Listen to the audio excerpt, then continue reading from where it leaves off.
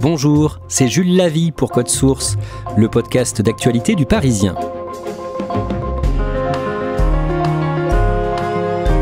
Elle est la révélation de Roland-Garros 2025. Loïs Boisson, 22 ans, a réussi à se hisser en demi-finale des internationaux de France de tennis, première française à ce stade de la compétition depuis Marion Bartoli en 2011.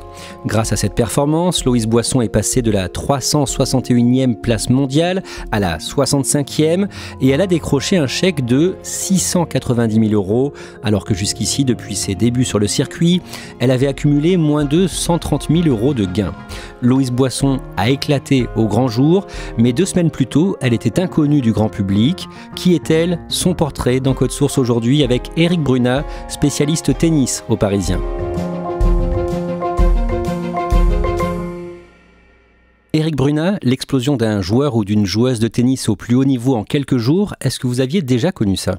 Alors le cas est extrêmement rare, mais il y en a eu un assez récent finalement. C'est la Britannique Emma Raducanu en 2021 qui sort des qualifications, donc qui est totalement inconnue, au-delà de la 300e place mondiale. Elle sort des qualifications de l'US Open, elle gagne les 7 matchs du grand tableau et elle remporte l'US Open. Donc elle gagne 10 matchs d'affilée en sortant de nulle part pour remporter son premier grand chelem. Mais ça reste très rare, ce genre de moment. Ça reste extrêmement rare. C'était d'ailleurs la première joueuse de l'histoire, hommes et femmes confondus, à réussir cet exploit. Alors on va voir comment Loïs Boisson s'est fait un nom et plus que ça une place dans le cœur de nombreux Français en l'espace de 2 semaines. Et pour bien comprendre, on va raconter son histoire. Éric Brunat, Loïs Boisson a 22 ans, elle est née le vendredi 16 mai 2003 à Dijon en Côte d'Or. Famille sportive, le père est un ancien basketteur professionnel. Loïs joue au basket puis au tennis et elle est repérée dès l'âge de 8 ans. Elle fait un stage de détection comme font les enfants pour intégrer une école de tennis, donc à la SPTT Dijon, au milieu d'autres enfants. Et là, il ne s'agit même pas de tenir une raquette, c'est juste des petits jeux d'adresse, des jeux de coordination, de lancer de balle, etc. Et l'éducateur qui est là ce jour-là se rend compte qu'elle a quelque chose de particulier. Donc il laisse partir les autres enfants, il la garde toute seule, il lui met une raquette entre les mains et il lui envoie des balles. Et là, il se rend compte qu'immédiatement, elle a un sens du placement, qu'elle frappe déjà son coup droit comme il faut alors qu'elle n'a jamais joué au tennis. Et il va tout de suite aller trouver sa maman qui l'accompagnait ce jour-là pour lui dire que potentiellement, elle peut faire une carrière dans le tennis et qu'on peut mettre en place un projet personnalisé autour d'elle, dès le premier jour où elle a touché une raquette. Quand elle a 11 ans, alors qu'elle a déjà un très bon niveau, la Fédération française de tennis va refuser de l'accueillir dans ses programmes de formation de jeunes talents. Pourquoi ? Elle part à Aix-en-Provence, c'est une journée de détection fédérale à Aix-en-Provence, donc pour intégrer les programmes de la fédération, au milieu d'autres jeunes filles très prometteuses de toutes les régions françaises. Il se trouve que Loïs a un sacré caractère, elle est très colérique, la fédération va refuser de la prendre à cause de son caractère, jugeant que c'est incompatible avec la façon dont elle veut former les jeunes, c'est-à-dire une espèce de moule où on ne doit pas trop dépasser. Éric Brunat, vous avez pu échanger récemment avec son entraîneur de l'époque, Patrick Larose, qui l'a coaché quand elle avait entre 8 et 12 ans.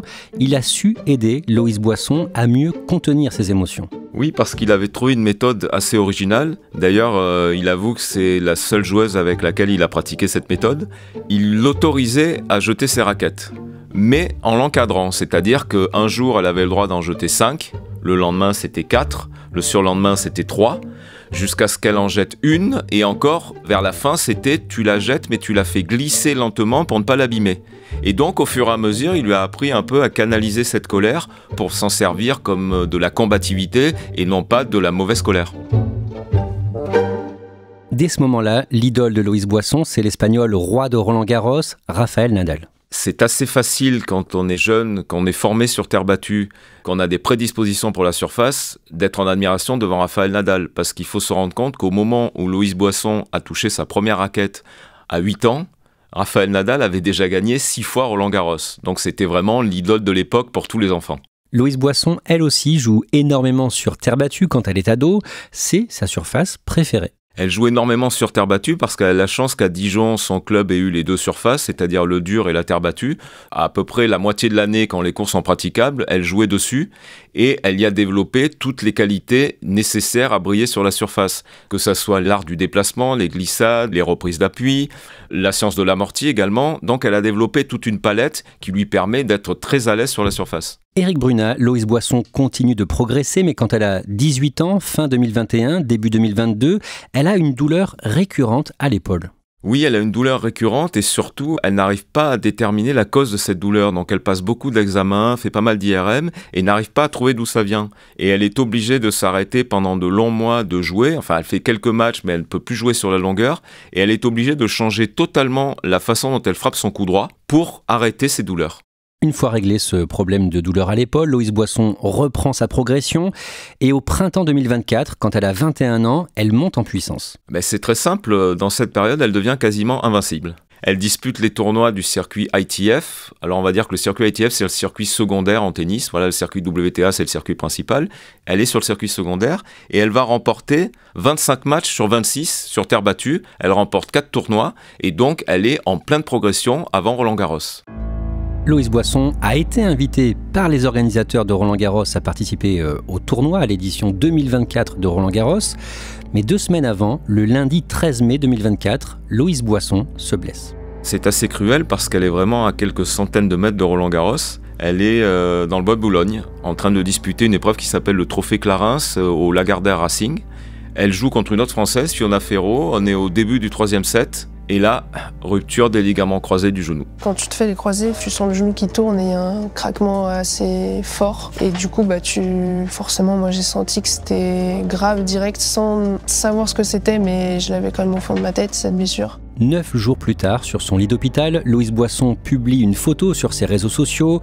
La jambe gauche emmitouflée, elle a le pouce levé, très léger sourire, regard fatigué mais serein. Photo accompagnée d'un message assez long. Qu'est-ce qu'elle dit ? Elle explique à quel point le choc, à la fois physique et surtout psychologique, a été violent, parce qu'elle a l'impression que tout s'arrête et que plus rien n'a de sens. Elle était tellement en pleine progression. Donc elle explique d'ailleurs, elle dit « Je suis passé de m'écrouler au sol avec la joie de gagner mon premier titre WTA à m'écrouler au sol car mon genou a lâché et la peine est immense. » Et en même temps, dans ce même message, elle promet qu'elle va revenir, c'est ça ? Elle promet totalement qu'elle va revenir, qu'elle va tout faire pour être sur le circuit parce que de toute façon, c'est son rêve. Pendant des mois, Loïse Boisson se consacre à sa rééducation. Éric Brunat, c'est aussi une période où elle fait un gros travail mental. Elle a profité de cette période pour beaucoup travailler sur elle-même, pour apprendre à canaliser un peu plus ses émotions. Sur la partie tennis, elle a beaucoup pratiqué des techniques de visualisation qui permettent, au moment où on revient sur les cours, d'accélérer cette reprise et de retrouver plus rapidement ses automatismes. Elle conserve une trace sur son corps de cette période. Elle conserve une trace avec un mot qui veut tout et rien dire dans le sport, qui est souvent galvaudé et qu'on emploie dans tous les sens. Mais pour elle, il a vraiment une grande signification, c'est le mot résilience. Elle a le mot résilience tatoué sur le bras droit. Loïse Boisson reprend la compétition début 2025 et un jour, le 15 avril, alors qu'elle dispute le premier tour de l'Open de Rouen, son adversaire, une Britannique, fait une chose pas très délicate, on va dire. Elle se plaint de l'odeur corporelle de Loïse Boisson. En clair, elle demande à l'arbitre de demander à Loïse Boisson de mettre du déodorant. Comment réagit la Française ? Alors il faut avouer qu'on voit beaucoup de choses sur un circuit de tennis, mais là c'est quand même une nouveauté parce que c'est quand même du jamais vu. Donc Loïse Boisson ne réagit absolument pas dans l'instant. De toute façon, elle est dans son match. Elle gagne d'ailleurs son match sans trop de soucis. Et le lendemain, elle en profite pour réagir de façon plutôt humoristique sur les réseaux sociaux, en faisant un petit photomontage et en demandant à la marque Dove, donc qui est une marque de produits d'hygiène, si elle ne voudrait pas en profiter pour la sponsoriser. Éric Brunat, on en vient à Roland-Garros 2025. Loïse Boisson bénéficie d'une wildcard, d'une invitation, et elle brille. Elle passe les 3 premiers tours en battant notamment la 24e joueuse mondiale. Puis la Française Elsa Jacquemot, au 3e tour, un match compliqué. Un match compliqué. Alors Loïse Boisson gagne la première manche. Eh bien la première manche pour Loïse Boisson. Et elle se fait soigner au genou à la fin de ce premier set, son fameux genou où elle a été opérée donc d'une rupture des ligaments croisés. Et là, elle va laisser carrément filer la deuxième manche 6-0. Eh bien la deuxième manche, elle est pour Elsa Jacquemot. Donc on se demande même si elle va pouvoir aller au bout du match. Et puis elle dépasse cette douleur. Et le cri de libération de Loïse Boisson. Et au bout d'un 3e set extrêmement accroché, elle va s'imposer au tie-break contre Elsa Jacquemot. Eh bien Loïse Boisson qualifiée qualifiée au bout de l'effort pour les huitièmes de finale, tout sourire. Et elle explique après le match qu'en fait, elle sait comment gérer ces douleurs un peu récurrentes à son genou et que donc ça ne l'avait pas particulièrement inquiétée parce qu'elle maîtrise la situation. Le lundi 2 juin, Loïs Boisson est opposée à la numéro 3 mondiale, l'américaine Jessica Pegula. Alors Jessica Pegula, c'est la numéro 3 mondiale, mais ce n'est pas la joueuse type de terre battue. La marche paraît quand même très très haute pour la Française qui, je le rappelle, dispute son premier tournoi du Grand Chelem, mais on se dit que peut-être, il y a peut-être moyen de faire quelque chose. Et effectivement, c'est ce qui va se passer. Après un premier set de découverte, Loïs Boisson va mettre son jeu en place, va faire courir l'américaine vers l'avant à coups d'amorti, et Pegula sait plus où elle est, n'arrive pas à se déplacer, et l'exploit va se produire. Oui! Incroyable! Une star est née aujourd'hui sur le cours Philippe Chatrier, elle s'appelle Loïs Boisson! Victoire en 3-7, Loïs Boisson est qualifiée pour les quarts de finale. Éric Brunat, elle joue comment? Qu'est-ce qui caractérise son jeu? La première caractéristique de son jeu, c'est son coup droit. Parce qu'elle a un coup droit extrêmement puissant et surtout très lifté. Le lift, c'est l'effet qu'on donne dans la balle. D'ailleurs, on mesure, c'est une des statistiques de tennis, on mesure le nombre de rotations de la balle quand elle sort de la raquette. Et Loïs Boisson a le plus grand nombre de rotations de tous les joueurs du tableau de Roland-Garros, hommes et femmes confondus. Donc c'est vraiment la caractéristique de son jeu. C'est exceptionnel. C'est exceptionnel. Ensuite, elle a toute la palette de terre battue, donc elle a appris depuis son plus jeune âge. Et notamment, elle a une science de l'amorti qui a très bien servi contre Pegula.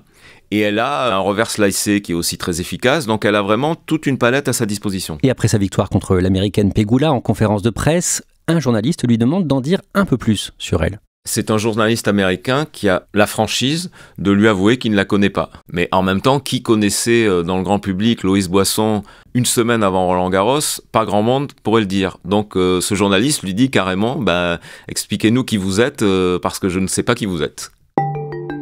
Éric Brunat, Loïs Boisson va affronter la 6e joueuse mondiale en quart de finale le mercredi 4 juin. Et le jour de ce quart de finale, Loïs Boisson s'échauffe avec le meilleur joueur mondial, l'Italien Yannick Sinner. C'est vrai que l'image est assez saisissante parce qu'il pleut sur le central ce jour-là. Il n'y a pas assez de place pour que tout le monde puisse s'entraîner. Sinner doit jouer son quart de finale un peu plus tard dans la journée, Loïs Boisson un peu plus tôt, donc tout le monde a droit à taper un petit peu pour s'échauffer sur le court central. À ce moment-là, ce n'est pas le créneau pour Sinner de taper, mais il va demander à Loïs Boisson si elle veut bien qu'il lui serve de sparring par terre. La Française et son entourage vont tout à fait accepter, d'autant plus qu'elle connaît Sinner, parce qu'elle a fréquenté un temps l'académie Riccardo Piatti en Italie, où lui a été formé. Donc en fait, ils se connaissent déjà depuis quelques années. À l'échauffement, j'étais dans un stress. Je voulais pas faire une faute, même par rapport à lui. On en vient en quart de finale contre la Russe Mira Andreeva. La dernière Française à ce stade de Roland-Garros, c'était Caroline Garcia en 2017. Éric Brunat, comment se déroule le premier set? Andreeva prend tout de suite le match en main, donc on se dit que ça va vraiment être très difficile pour Loïs Boisson. Donc Andreeva se détache, elle fait la course en tête, elle mène 5-3, elle se crée une balle de 7 et on est quasiment prêt à penser à la deuxième manche. Et là, Loïs Boisson va faire un peu à l'image de son match précédent contre Pegula. Elle va tranquillement revenir, elle va débreaker, elle va pousser Andreeva jusqu'au tie-break. Oh là là! Et oui, c'est le break pour Loïs Boisson qui recolle à 5 partout. Et au tie-break, elle réussit à remporter la manche. Et bien la première manche pour Loïs Boisson au tie-break, au forceps. Et au début de la seconde manche, la Russe essaie de reprendre le contrôle de la partie. Souvent, quand on a remporté un premier set aussi long, aussi difficile, on a un petit relâchement au début de la seconde manche. Et là, c'est ce qui va se produire. Il y a un petit relâchement. La Russe, qui est beaucoup plus expérimentée, malgré ses 18 ans, en profite. Et elle se détache 3-0. Et là, rideau. La Russe commence à caler. Elle s'énerve. Mais là, ce qui se passe, c'est très très intéressant. Là, il y a Andreeva qui a demandé à un membre de son box de partir. Elle invective son clan, elle leur demande de sortir de la tribune, elle va commencer à balancer une balle. Tous les signes, on va dire, de craquage. Et c'est ce qui se passe. Loïs Boisson va faire 6 jeux d'affilée, elle remporte le deuxième set et le match. Et elle l'a fait! Loïs Boisson marque l'histoire! Décrivez-nous Loïs Boisson juste après sa victoire. Loïs Boisson, juste après sa victoire, c'est les grandes heures de Rafael Nadal. C'est-à-dire qu'elle prend la pose que prenait Rafael Nadal dans toutes ses premières victoires à Roland-Garros. Elle tombe allongée sur le dos, les bras en croix, à regarder le toit du central puisque le central est couvert. Et donc elle profite pendant ces quelques secondes de tout le bonheur d'être qualifiée pour les demi-finales. La première chose à entrer sur le court vient de battre la numéro 3 mondiale, la numéro 6 mondiale pour se qualifier pour sa première demi-finale en Grand Chelem, la Française Loïs Boisson. Le jeudi 5 juin, Loïs Boisson pénètre sur le court Philippe Chatrier, le central de Roland-Garros. Première demi-finale d'une Française ici depuis Marion Bartoli en 2011. Et à ce moment-là, beaucoup de chiffres clés vont changer pour elle, notamment ses gains en tournoi et son classement. À ce niveau-là, ce n'est plus une évolution, c'est vraiment une révolution. Sur sa quinzaine de Roland-Garros, Loïs Boisson est déjà assurée de toucher 690 000 € de gains et d'accéder autour de la 65e place mondiale alors qu'elle a commencé le tournoi en étant 361e. Donc là, c'est même plus notre monde, c'est carrément un autre univers. En demi-finale, le jeudi 5 juin, Loïs Boisson affronte sur le central l'américaine Coco Gauff, la deuxième joueuse mondiale. Éric Brunat, décrivez-nous le premier set. Le premier set est très difficile parce que Loïs Boisson joue à peine 24 heures après son quart de finale, alors que jusqu'à présent, elle avait eu à chaque fois une journée de récupération. C'est un nouveau rythme à découvrir, elle n'a pas l'habitude de cette cadence. En plus, elle commence à être usée psychologiquement aussi par toute son épopée, par un peu les sollicitations. Bon, elle a aussi fait quelques plateaux la veille, et toute cette usure va rejaillir sur le central. Et ça se voit aussi bien au niveau des jambes que de la tête. Non, ça coince pour l'instant, et ça défile. Premier set, 6-1 pour Coco Gauff. Le deuxième set va être comparable parce que vraiment, Coco Gauff ne va jamais la laisser respirer, ne va jamais lui donner la moindre occasion de frapper son coup droit. Coco Gauff, au-delà d'être la numéro 2 mondiale, est quand même une joueuse extrêmement à l'aise sur terre battue. Il faut savoir que la seule joueuse à avoir battu Coco Gauff à Roland-Garros sur les 3 éditions précédentes, c'était Iga Swiatek, la triple tenante du titre. C'est gagné. C'est gagné pour Coco Gauff.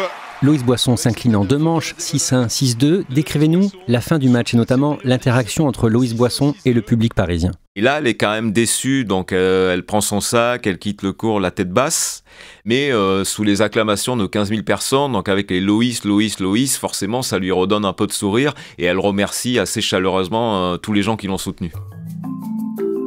Éric Brunat, est-ce que Loïs Boisson a le potentiel pour devenir dans la durée l'une des nouvelles grandes joueuses mondiales ?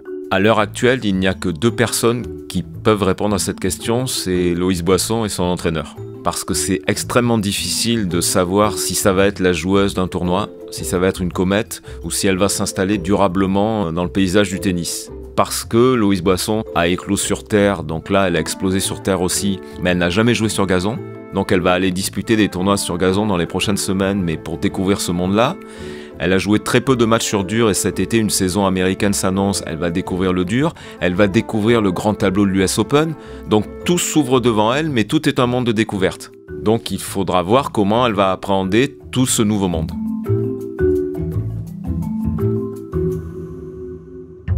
Merci Éric Brunat. Cet épisode de Code Source a été produit par Anaïs Godard et Thibault Lambert, réalisé par Pierre Chaffanjon. Code Source est le podcast quotidien d'actualité du Parisien. N'hésitez pas à vous abonner sur votre plateforme d'écoute préférée, à nous laisser des commentaires et à partager.